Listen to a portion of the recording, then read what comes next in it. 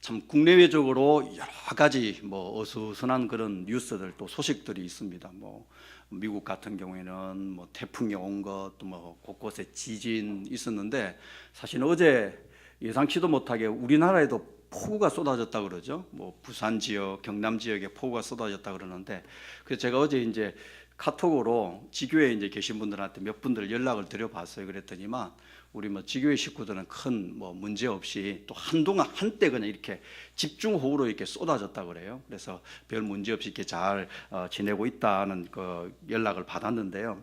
이것처럼 뭐 우리 주변에 뭐 큰 굵직굵직한 이런 일들이 뭐 자연재해나 또 뭐 오늘인가요? 유엔 그 북핵 때문에 유엔의 어떤 결의안이 채택이 됐다 그러더라고요.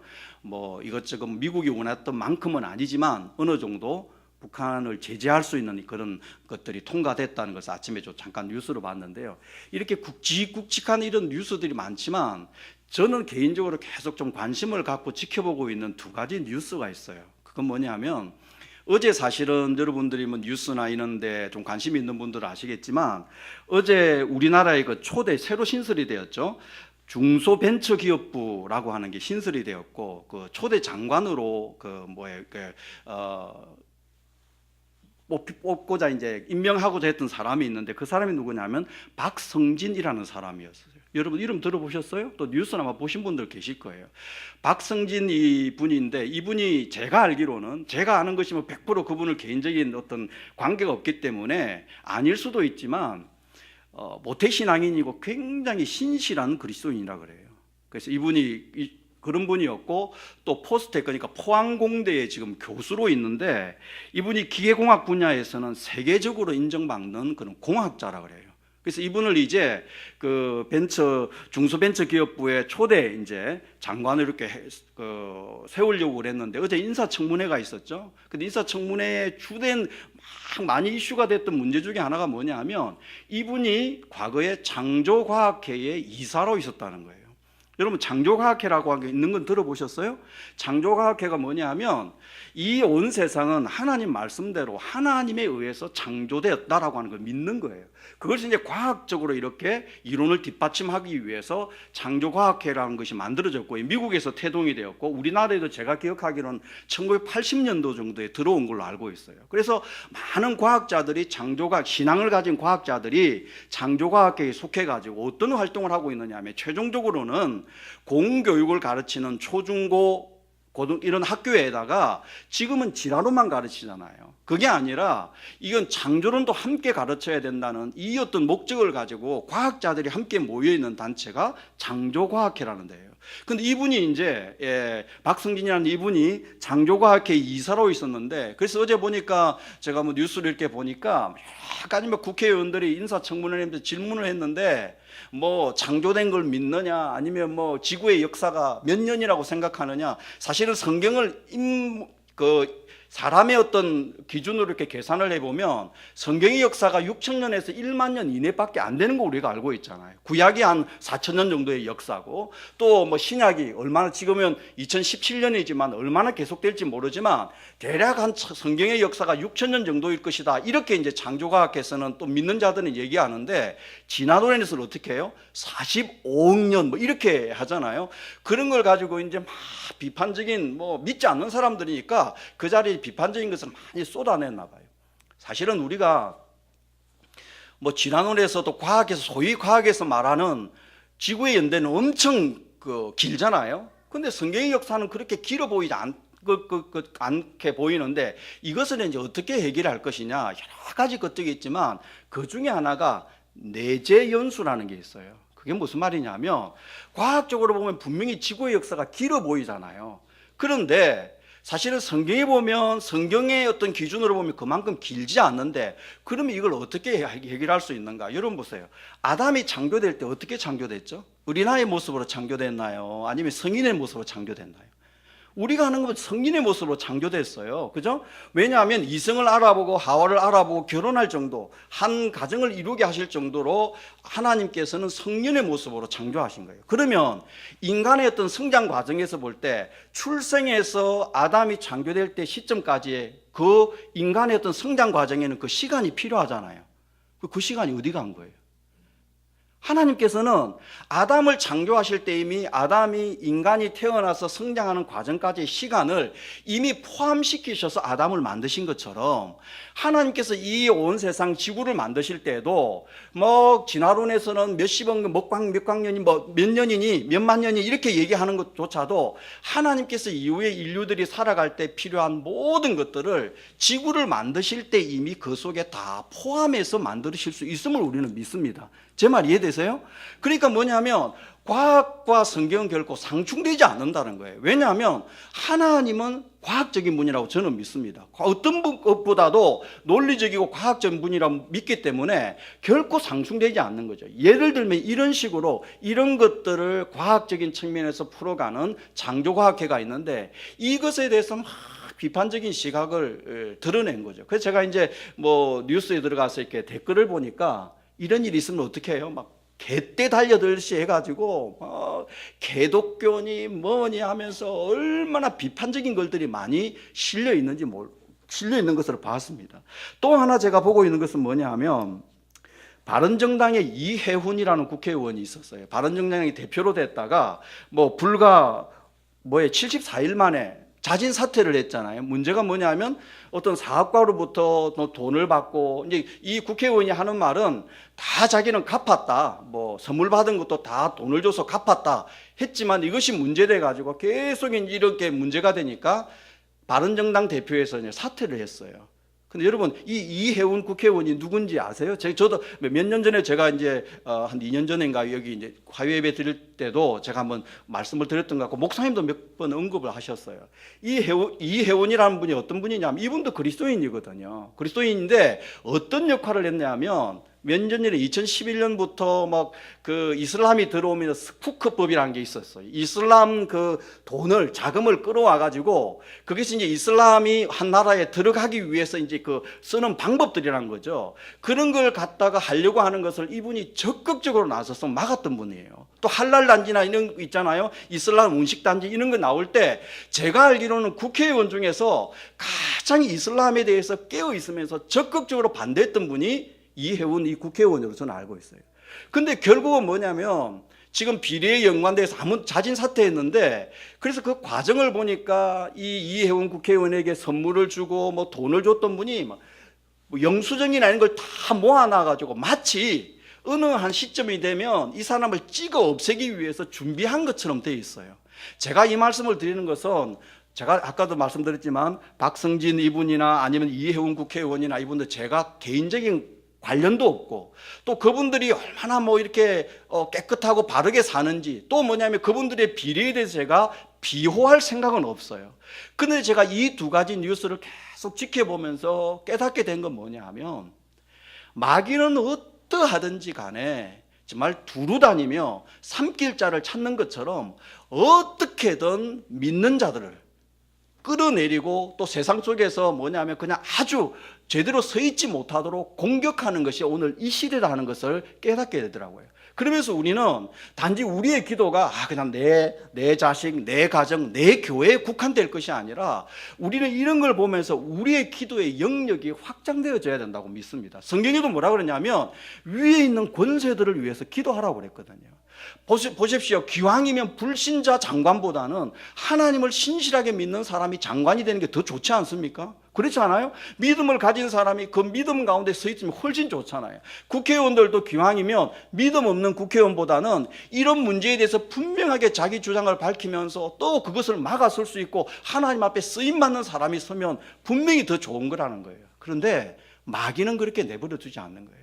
우리가 알지 못하는 사이에 마귀는 우리 주변 우리 곳곳에 지금 내려와서 우는 사자같이 삼킬자를 찾고 있으며 어떻게든지 하나님의 영광이 드러나지 못하도록 그리고 마귀가 그냥 역사하도록 그런 사회가 점점 되어가고 있다는 거예요. 그래서 우리는 이런 뉴스를 볼 때에도 우리가 무엇을 기도해야 될 것인가, 어떤 부분에 기도해야 될 것인가, 우리가 다 깨어 있어서 기도할 수 있는 그런 성도들이 될 수 있어야 한다고 믿습니다.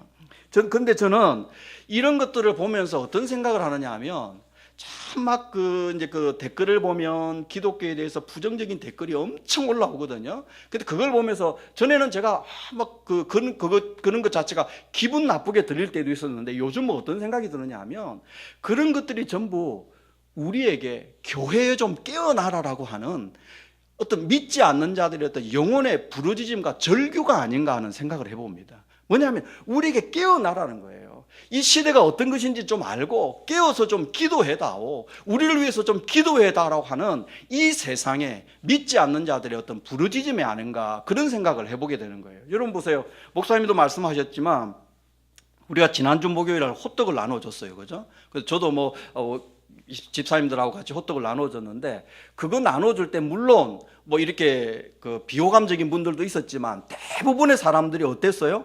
굉장히 좋은 마음으로 호떡을 받아가고 그것을 또 궁금한 것을 물어보고 하는 것을 봤어요. 그걸 보면서 저는 지금 우리가 깨어서 정말 그리스도의 복음을 전하고 또 그리스도의 사랑을 전하고 한다면 이 세상은 아직도 받아들이기를 원하고 그것을 기다리고 있는 사람들이 너무 많이 있구나. 그래서 어떻게 보면 이 세상의 악함이 우리로 하여금 더 깨어나기를 원하고 더 정말 깨어나서 하나님의 뜻대로 살아가기를 원하는 그런 부르짖음과 외침과 그런 바람이 아닐까 하는 생각을 해봅니다. 저는 가끔씩 이제 어디 갈 때 이제 전철을 타거나 이렇게 갈 때 보면 지하철에도 보면 이렇게 바구니, 플라스틱 바구니 들고 이렇게 소경이인데 돈을 이렇게 좀 얻으려고 다니는 사람들이 가끔씩 봐요. 그리고 또 앵벌이라는 사람들이 있잖아요. 막 하반신이 없는지 그냥 타이어 같은 거 감아가지고 이렇게 막 구루마라 그러나요. 거기다가 음악 틀어놓고 밀고 막 가는 사람들 봐요. 그런데 그 사람들의 공통적인 특징이 뭐냐 하면 절대로 그 사람들이 미사곡 틀고 다니는 거 저 한 번도 못 봤어요. 그 사람들이 연불하는 거 틀고 다니는 거 한 번도 못 봤어요. 전부 뭐 틀고 다니던가요? 찬송가예요. 왜 그럴 것 같아요? 아니 기왕이면 연불하는 거 틀고 다닐 수도 있잖아요. 안 그래? 목탁 똑똑똑 소리 나는 거 들고 다니는 거 틀고 다닐 수도 있고 앵벌이가 분명히 뭐 천주교에서 미사곡 틀고 다닐 수도 있는데 전부 다 복음성가 아니면 찬송가를 틀고 다닌다는 거예요. 그게 뭐냐 하면 세상의 소망이 우리에게 있다는 거예요.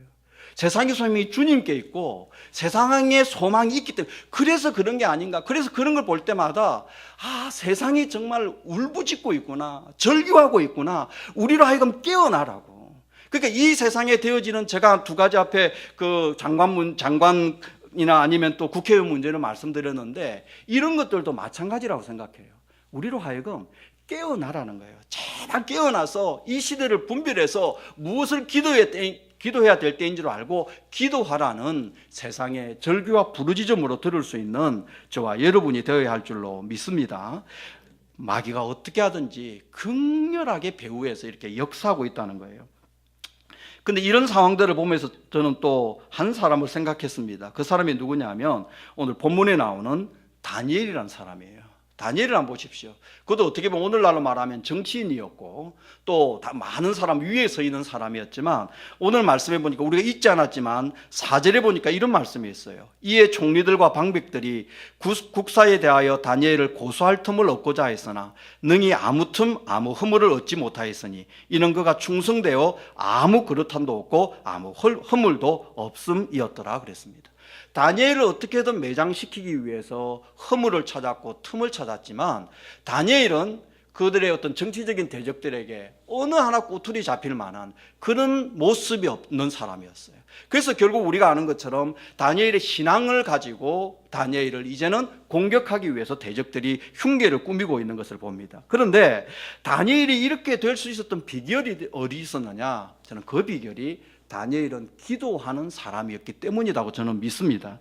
바로 다니엘은 기도하는 사람이었다는 거죠. 결국 무슨 말이냐면 우리도 이렇게 마귀가 발악하면서 마귀가 어떻게 하든지 믿는 자들도 삼키고 두루다니며 삼킬잔을 찾는 이때에 갈수록 악한 이 시대에 우리가 이 마지막 때를 대처하면서 하나님 뜻대로 살아갈 수 있는 길은 뭐냐? 비결은 뭐냐? 그것은 바로 우리가 기도하는 것이라고 믿습니다. 그래서 우리에게 기도하라고 말씀해 주시는 거예요. 근데 우리가 읽었던 본문 다니엘서 6장 10절에 보니까 다니엘의 기도에 대해서 한 3가지를 말씀해 주고 있는 것 같아요. 뭐냐면 그 첫 번째로는 보십시오. 다니엘이 이 조서에 의인이 찍힌 것을 알고도 그랬어요. 여기 보니까 다니엘은 기도하는 데 있어서 다른 어떤 대가도 기도를 위해서 대가를 지불할 수 있는 사람이더라 하는 거예요. 자, 보세요. 다니엘이 지금 조세의 의인이 찍혔다는 건 뭐예요? 지금 왕위에 누구에게든지 기도하면 그 사람은 사자굴에 던져진다는 것을 이미 다니엘은 들었어요. 그럼에도 불구하고 다니엘은 기도하는 것을 타협하지 않았다라고 하는 것입니다. 저 무슨 말이냐면 시간과 마음을 정성을 다해서 기도하는 일에 집중했고, 그리고 그것을 위해서 그가 비록 의인이 찍힌 것을 알았음에도 불구하고 타협하지 않고 기도하는 일에 집중했기 때문에 그 위험한 때를 다니엘은 능히 이겨내고 믿음으로 승리할 수 있었음을 우리가 보게 된다는 것입니다. 그래서 우리도 참 어떻게 보면 기도의 삶을 살아야 되는데 기도에는 대가 지불이 필요하다는 거예요. 그냥 가만히 있어서 주어지는 것이 아니라 기도하기 위해서는 때때로 내가 하고 싶은 일도 포기해야 되고, 또 내 잠도 좀 줄여야 할 때도 있고, 또 내가 가야 할 곳을 가지 않아야 될 것도 있고, 내가 하고 싶은 일을 하지 말아야 될 일도 있습니다. 그러나 그 기도에 대한 대가를 지불하는 것은 결코 헛되지 않다는 것을 우리가 믿고, 마지막 때가 될수록 우리는 어떤 대가를 지불하더라도 기도하는 일에 집중할 수 있는 저와 여러분이 되어야 할 줄로 믿습니다. 이렇게 기도했기 때문에 결국 그 기도가 다니엘을 그 위험한 가운데서 살렸던 것처럼 우리도 기도하는 일에 있어서 어떤 대가를 지불하더라도 기도하는 일에 집중할 때 하나님께서 우리를 지키시고 우리를 통하여 놀라운 일들을 이루어 가실 줄로 믿습니다. 그럴 뿐만 아니라 기도는 거룩한 습관이었다는 거죠. 이게 보니까 다니엘에 대해서 이렇게 말씀합니다. 자기 집에 돌아가서는 그 방에 예루살렘으로 향하여 열린 창에서 전에 행하던 대로 하루 3번씩 기도했다 그랬습니다. 다니엘에게 있어서 기도는 습관이었습니다. 거룩한 습관이 되어 있었습니다. 다니엘은 어떤 위험이 닥쳤을 때 기도한 것이 아니라 그는 계속해서 기도해 왔고, 그 계속해서 기도했던 것들이 그가 위험에 닥쳤을 때 그것을 극복하고 이길 수 있는 비결이 되었음을 보게 된다는 것입니다. 결국 무슨 말이냐면 결국 우리도 기도하는데 이 기도는 거룩한 습관이고 기도는 계속해서 쌓아놓는 것이라고 하는 것을 기억할 수 있어야 합니다. 무슨 말입니까? 다니엘이 계속 기도해 왔어요. 무슨 어떤 위험이 닥칠 때 기도를 시작한 것이 아니라 그는 습관적으로 기도해 왔고, 그가 쌓아놨던 기도 때문에 그가 위기에 닥쳤을 때 그가 쌓아놓은 기도, 습관적인 기도가 그 어려움과 위기를 극복하게 만드셨다는 것을 우리가 보게 되는 것입니다. 이것처럼 기도는 우리에게 거룩한 습관이 되어야 하고 기도는 쌓아놓는 거예요. 계속해서 쌓아가는 거예요. 나를 위한 기도를 쌓아가고, 내 가정을 위한 기도를 쌓아가고, 내 남편을 위한 기도를 쌓아가고, 내 자녀를 위한 기도를 쌓아가고, 교회를 위한 기도를 쌓아가고, 나라와 민족을 위한 기도도 쌓아가는 것입니다. 쌓아갈 때 하나님께서 때가 되면 그 기도를 들으시고 응답해 주신다는 것을 우리가 믿어야 합니다. 그래서 우리는 어떻게 보면 기도에는 정량이 있다는 거예요.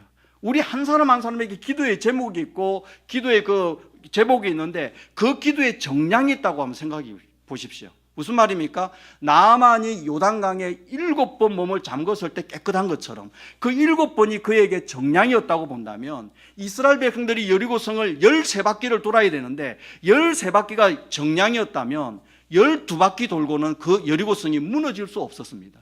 6번 요단강에 물을 잠궈 가지고는 나만의 그 몸이 깨끗해질 수 없었다는 거예요. 무슨 말입니까? 우리도 마찬가지예요. 하나님께서 우리에게 하나의 기도 제목이 있을 때 기도에 정량이 있다는 거예요. 우리가 그 정량을 채워가는 거예요. 그리고 습관적으로 그것을 채워갈 때 하나님께서 그 정량이 찰 때에 하나님께서 우리의 기도에 반드시 응답해 주시리라고 믿습니다.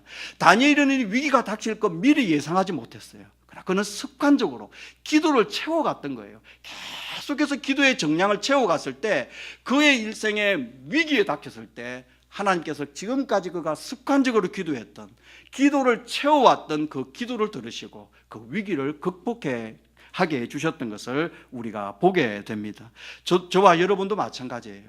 우리에게 어떤 기도하는 기도 제목이 당장 응답이 되지 않는다 할지라도 내가 기도하고 있다면 그 기도의 정량을 채워가고 있음을 믿으시기 바랍니다. 하나하나 지금도 채워가고 있는 거예요. 내가 포기하지 않는다면 채워가고 있는 것이고, 그 정량이 어느 정도인지는 모르겠지만 때가 되면 그 정량이 채워질 때 하나님께서 분명히 우리의 기도에 응답하실 것을 믿고 기도가 습관이 되고 거룩한 습관이 되어 오늘도 하나님 앞에 나아가 기도할 수 있는 저와 여러분이 되시기를 바랍니다. 마지막으로 보니까 뒷부분에 이런 말씀이 있어요. 무릎을 꿇고 기도하며 그 하나님께 감사하였더라 그랬습니다.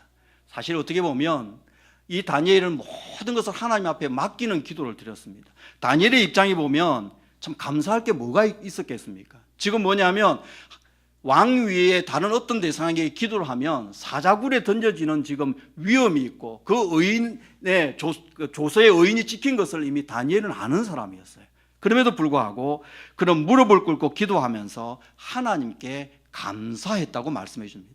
그 모든 상황을 하나님이 주관하실 것이고 역사하실 것을 믿었기 때문에 오히려 그 위기의 순간에 하나님 앞에 기도하면서 다니엘은 감사의 기도를 드리고 있는 것을 보게 되는 것입니다. 빌립보서 4장 6, 7절에도 그렇게 말씀했습니다. 아무것도 염려하지 말고 그랬습니다. 어떤 문제든지 아무것도 염려하지 말고 오직 모든 일에 기도와 간구로 너희 구할 것을 뭐로 하리라고 그랬죠?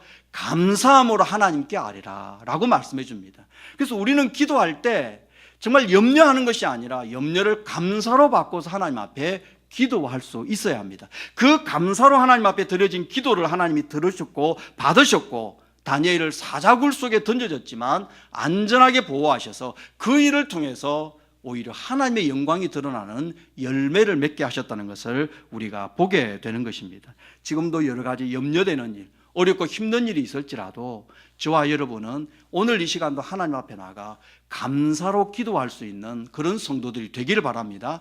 어떤 것이든지 감사로 바꾸십시오. 어떤 염려, 어떤 것들이라도 우리가 감사로 하나님 앞에 기도할 때 모든 것이 하나님의 주권에 속해 있기 때문에 우리가 감사로 나가 기도하는 그 기도를 들으시고 하나님이 분명히 역사하시고 응답하시리라고 믿습니다.